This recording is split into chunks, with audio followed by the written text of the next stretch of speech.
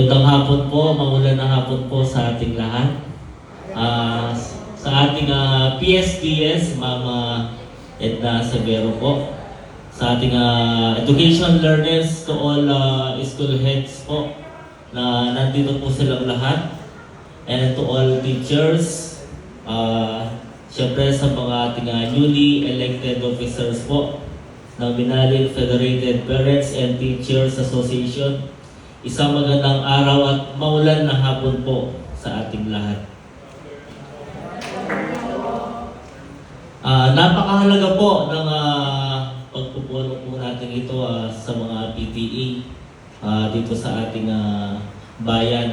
PTA, one of the isa sa pinakamalaking association sa buong bansa ng Federation ng PTA. So imagine sa isang PTA, sa isang school, sa isang bayan, at sa buong Pilipinas, kung pagsasama-samahin yun, makakapag-elect ka na ng isang senador ng Pilipinas.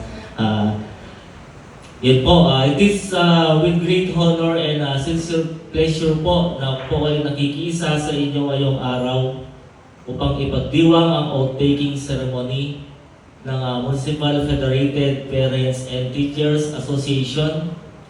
Ang okasyon pong ito ay higit pa sa formal na seremonya.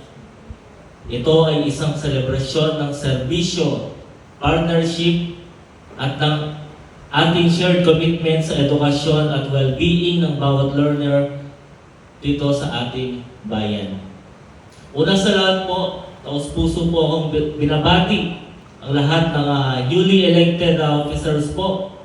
Ang inyong pagkahalal po ay patunay ng tiwala at confidence na binibigay sa inyo ng inyong kapwa parents at school communities. Sa inyong leadership, kasabay ng tiwalang ito ay ang responsibilidad na maglingkod na may integrity, humility, at dedication.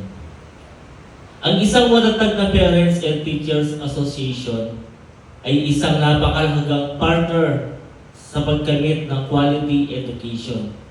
Ang PTA ay magsisilbing tulay na nag-uugnay sa tahanan at paaralan.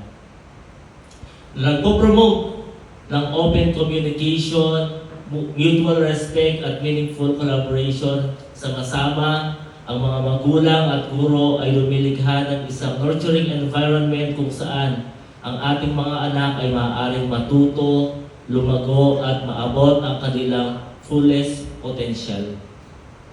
Sa inyong pag-upo sa inyong mga posisyon ngayon, tandaan niyo po na ang leadership ay hindi nasusukat sa authority kundi sa serbisyo. Ito ay tungkol sa pakikinig ng boses ng ating mga magulang, pagsuporta sa ating mga guro, pakikipagtulungan